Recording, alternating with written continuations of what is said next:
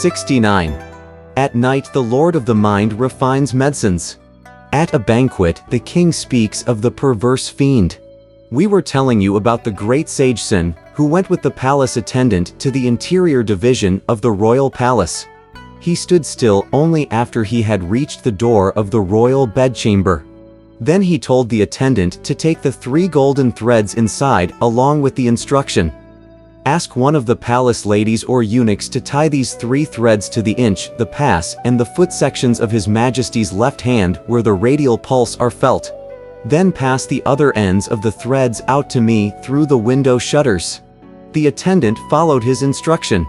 The king was asked to sit up on the dragon bed, while the 3 sections of his pulse were tied by the golden threads, and their other ends were then passed out to Pilgrim.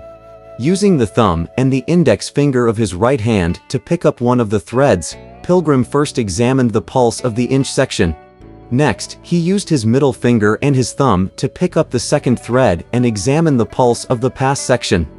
Finally, he used the thumb and his fourth finger to pick up the third thread and examine the pulse of the foot section.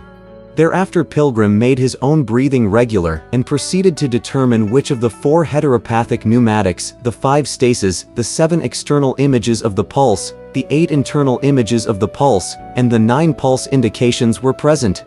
His pressure on the threads went from light to medium to heavy, and from heavy to medium to light, until he could clearly perceive whether the condition of the patient was repletion or depletion of energy and its cause.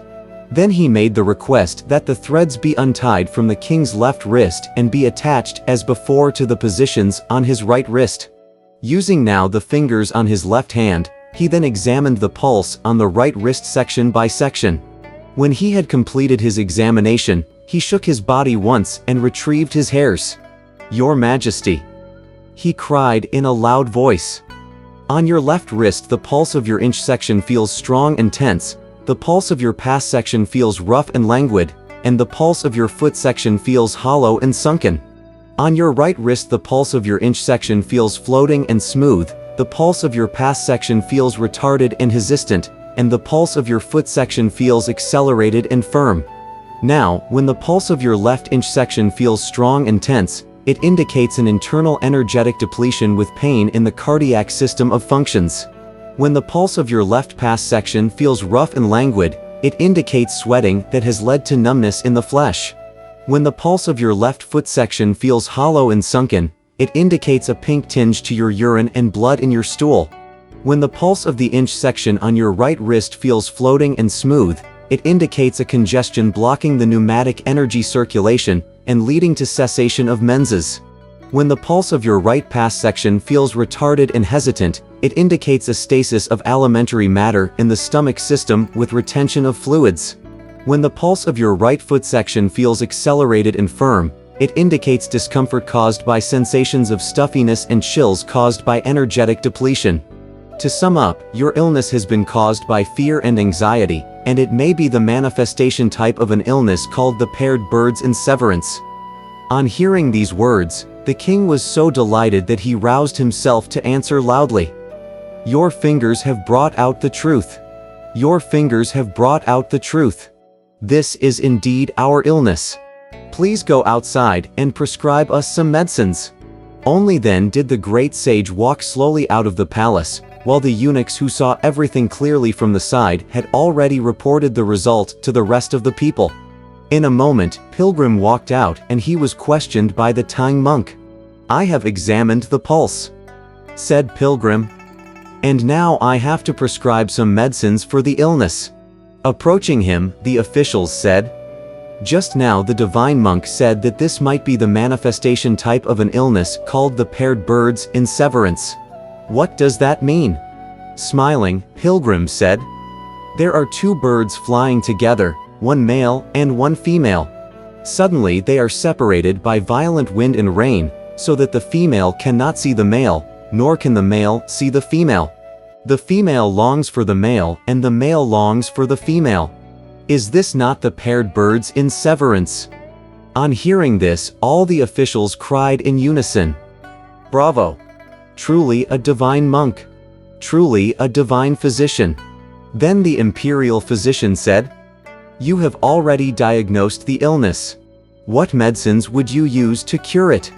No need to write a prescription," said Pilgrim. "I'll take all the medicines you can give me. But according to a classic," said the physician, "there are 808 flavors of medicine, and a human may have 404 kinds of illness. All of those illnesses cannot be found in a single person. How could all the medicines be used? Why do you want everything?" Pilgrim replied. "The ancients said medicines are not confined to prescriptions. They are to be used as one sees fit. That is why I must have all the medicines so that I can add or subtract as I see fit." Not daring to argue any further, the physician went out of the gate of the court and sent those on duty in his bureau to go to all the pharmaceutical stores of the city and purchase 3 pounds of each kind of medicine, both raw and cooked, for Pilgrim to use. Pilgrim said, "This is not the place to prepare the proper drug. Take the medicines and the necessary drug-making utensils and send them all to the College of Interpreters. Let my brothers receive them for me." The physician obeyed. 3 pounds each of the 808 flavors of medicine, along with grinders, rollers, drug mortars, and pestles, and the like, were sent to the college, where they were received item by item. Pilgrim went back up the hall to ask his master to go with him to the college, so that they might prepare the drug. As the elder rose from his seat, a decree was issued from the internal palace, requesting that the master of the law remain behind to spend the night at the Wenhua Palace Hall. After the king had taken the drug in the morning and had been restored to health, all of them would be rewarded and the rescript would be certified to permit their departure. Greatly alarmed, Tripitaka said, "O disciple, this means that he wants me kept here as security. If he is cured, he'll send us off with delight. If he is not, my life will be finished. You'd better take extra caution and prepare a specially effective drug." "No need to worry, master," said Pilgrim, smiling. "Enjoy yourself here. Old Monkey has the ability to bring healing to the state. Dear great sage." He took leave of Tripitaka and the various officials and went straight to the college. When 8 Rules met him, he smiled and said, "Elder brother, now I know you. What do you know about me?" asked Pilgrim. "You must have realized," said 8 Rules, "that this scripture-seeking enterprise will not succeed, but you don't have any capital to start a business. When you see today how prosperous this region is, you are drawing up plans to open a pharmacy." "Stop babbling," snapped Pilgrim. "When we have cured the king, we'll be content to leave the court and journey once more. What are you talking about, opening up a pharmacy? If you are not," said 8 Rules, "what do you want to do with all these medicines? There are 808 different kinds, and you ordered 3 pounds for each variety.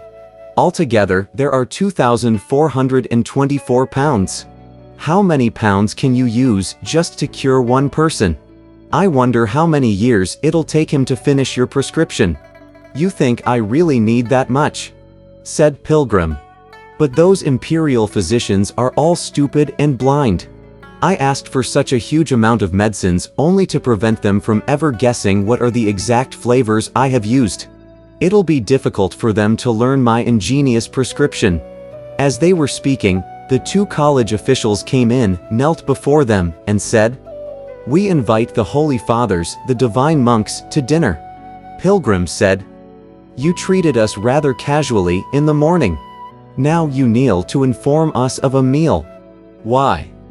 Kowtowing again, the officials said, "When the venerable fathers arrived, these lowly officials had eyes but no pupils, and we did not recognize your esteemed countenances. Now we have heard that you are exercising your profound knowledge in the therapeutic arts to bring healing to the ruler of our state. If your lord is indeed cured, the venerable father will share in his empire, and we will all be your subjects. Proper etiquette, therefore, requires us to kneel to address you." On hearing this, Pilgrim ascended the main hall in delight and took the middle seat, while 8 Rules and Sha Monk sat on both sides of him.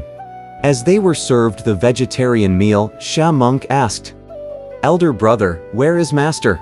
He is being kept by the king as security," replied Pilgrim, laughing. "Only after the king has been cured will he be thanked and permitted to leave." "Does he get to enjoy anything?" asked Sha Monk again. Pilgrim said, "How could anyone in the company of the king be without enjoyment? When I left, Master already had 3 senior secretaries hovering about him as they proceeded toward the Wenhua Palace Hall.